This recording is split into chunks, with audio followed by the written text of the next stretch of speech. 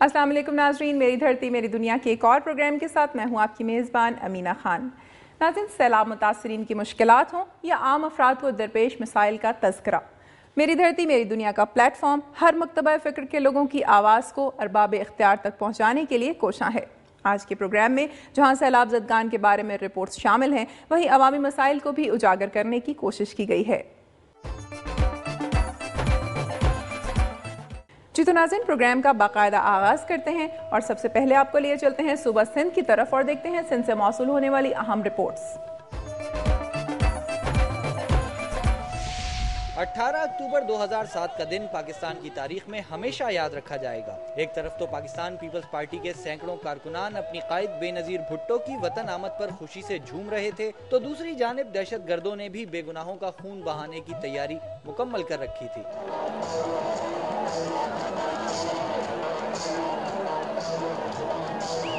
لاکھوں کارکنان اپنی لیڈر کی ایک جھلک دیکھنے کے لیے ایئرپورٹ پر موجود تھے۔ بے نظیر بھٹو کا قافلہ ابھی ایئرپورٹ سے کارساز پہنچا ہی تھا کہ یک کے بعد دیگرے دو بم دھماکوں نے 145 افراد کو زندگی سے محروم کر دیا، جبکہ سینکڑوں افراد زخمی ہو گئے۔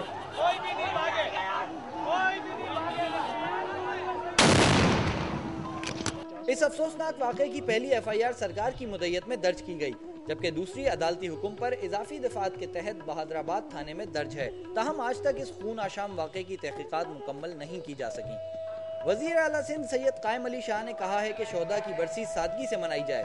کارساز کے مقام پر 54 فٹ بلند یادگار تعمیر کی جا رہی ہے، جس پر 18 اکتوبر کے شہداء کے نام کندہ کیے جائیں گے۔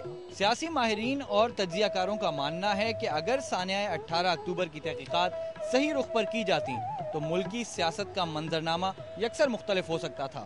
کیمرامین آسم ظفر کے ساتھ بابر سلیم، دنیا نیوز، کراچی۔ نہیں چلے گی، نہیں چلے گی، نہیں چلے گی۔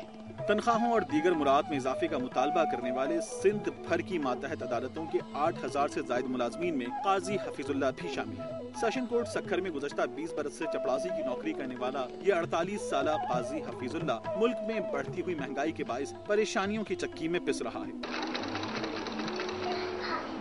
حفیظ اللہ کی بیوی کو ہر وقت فکر رہتی ہے کہ اگر اس کا شوہر کام پر نہیں جائے گا تو بچوں کو بھوکا سونا پڑے گا۔ ایسے حالات میں ان کے لیے بچوں کی تعلیم کو بھی آگے بڑھانا ناممکن ہو گیا ہے۔ یہ صرف ایک قاضی حفیظ اللہ کی کہانی نہیں، احتجاج کرنے والے ماتحت عدالتوں کے ملازمین میں ہزاروں قاضی حفیظ اللہ ہیں جو غربت اور مہنگائی کے ستائے ہوئے ہیں۔ انسانی حقوق کی تنظیمیں بھی لوئر اسٹاف کے حقوق کے لیے آواز اٹھا چکی ہیں۔ جہاں قاضی حفیظ اللہ اپنے بچوں کی تعلیم کو مکمل کرانے سے قاصر ہے، وہیں 3 وقت کا کھانا فراہم بھی نہیں کر پا رہا۔ کیمرامین اصغر علی عباسی کے ساتھ اینکر رضوی، دنیا نیوز، سکھر۔ ٹنڈوالا یار کے گوٹ ولیدات خاصخیلی میں رہائش پذیر 65 سالہ قمر النساء خاصخیلی کو ہر وقت یہ فکر لاحق ہے کہ اس کی جوان بیٹیوں کا کیا ہوگا۔ کبھی ان کے بھی ہاتھ پیلے ہوں گے، کوئی ان کی بھی ڈولی لے کر آئے گا۔ قمر النساء کی پریشانی کی سب سے بڑی وجہ تینوں بچوں، 2 بیٹیوں 27 سالہ نازیہ پروین، 24 سالہ آسیہ پروین اور 30 سالہ فدا حسین کا پیدائشی نابینا ہونا ہے۔ بچپن میں ہی ان کا باپ انہیں چھوڑ کر چلا گیا۔ ماں نے محنت مزدوری کر کے انہیں زندگی کی ہر خوشی دینے کی کوشش کی، لیکن بینائی نہ دے سکی۔ قمر النساء ضعیف العمری کے باوجود لوگوں کے گھروں میں کام کاج کر کے اپنے نابینا بچوں کا پیٹ پالنے اور زندگی کے دن پورے کرنے کی تگدوں میں لگی ہوئی ہے۔ قوت بینائی سے محروم افراد نے بتایا کہ ان کی کسی نے کوئی امداد نہیں کی۔ قمر النساء کے نابینا بچے صرف گھر کے کام کرنے میں مدد کرتے ہیں، جبکہ محنت مزدوری کے بعد بوڑھی ماں کو بچوں کی پیٹ کی آگ بجھانے کے لیے کھانا بھی پکانا پڑتا ہے۔ کیمرامین طاہر شاہ کے ساتھ قاضی نعیم الدین، دنیا نیوز، ٹنڈوالا یار۔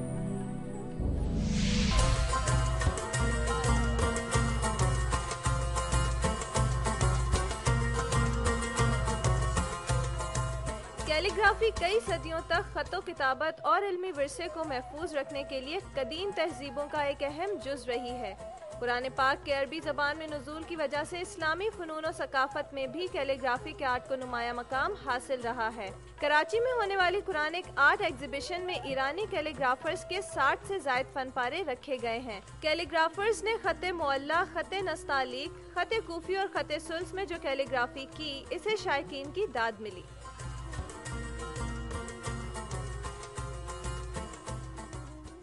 پاکستانی آرٹسٹ میں موسٹلی جو کیلیگرافی وہ 7 کین والا لک آتا ہے، اسٹائل آتا ہے، تو دس از اے لٹل ڈفرینٹ۔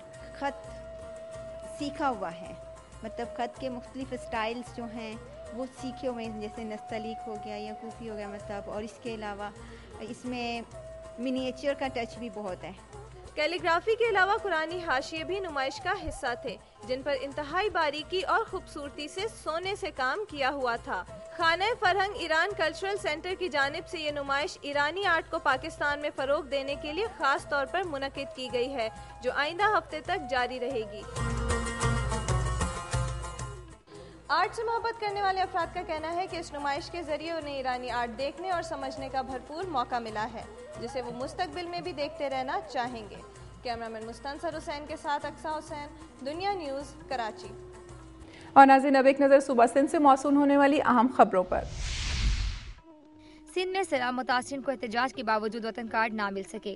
سندھ میں سیلاب کی تباہ کاریوں کے بعد عوام کی بحالی کے لیے وطن کارڈ کے اجراء کا اعلان تو ہوا، لیکن صاحب حیثیت لوگوں نے کراچی، سکھر، گڑھی خدا بخش اور دیگر شہروں سے اپنے وطن کارڈ حاصل کر لیے، جبکہ انتہائی غریب اور صحیح معنوں میں حقدار افراد کے نام نادرا کی لسٹ سے خارج کر دیے گئے۔ یونین کونسل احمد پور کے سینکڑوں متاثرین نے سابقہ ناظم حاجی اسرار خان، میر احسان خان اور دیگر کی قیادت میں آج چوتھے روز بھی احتجاجی مارچ کیا۔ جیکب آباد میں سیلاب کے باعث نقل مکانی کر کے جانے والے ہزاروں خاندانوں نے واپس آنا شروع کر دیا۔ سیلاب کے پیش نظر ہزاروں خاندانوں نے سندھ بلوچستان کے محفوظ شہروں میں جا کر پناہ لی ہوئی تھی۔ سڑکوں پر 3 سے 5 فٹ پانی ہونے کے باعث لوگ ٹریکٹر، ٹرالیوں اور کشتیوں کے ذریعے، جبکہ بیشتر لوگ پیدل ہی اپنے گھر واپس آ رہے ہیں۔ مسائل کے باوجود لوگوں نے گھر آنے پر خوشی کا اظہار کیا ہے۔ حیدرآباد سٹی پولیس نے دوران گشت 2 مشکوک افراد کو گرفتار کر لیا۔ سٹی پولیس نے گزشتہ رات شہر میں دوران گشت کیفے جارج تلک چاڑی کے نزدیک 2 مشکوک افراد کو گرفتار کر کے ان کے قبضے سے 2 پستول اور گولیاں برآمد کر لی۔ گرفتار ملزمان سجن خان اور محبوب علی رائفل ناکہ کے رہائشی بتائے جاتے ہیں۔ عدالت نے ملزمان کو ریمانڈ پر جیل بھیج دیا۔ میری دھرتی میری دنیا میں یہاں وقت ہوا ایک بریک کا، جس کے بعد آپ دیکھ سکیں گے۔ ریتی پولیس چوکی کے انچارج کی نوجوان لڑکی سے مبینہ زیادتی کے بعد لڑکی کو گھوٹکی کی عدالت میں پیش کر دیا گیا۔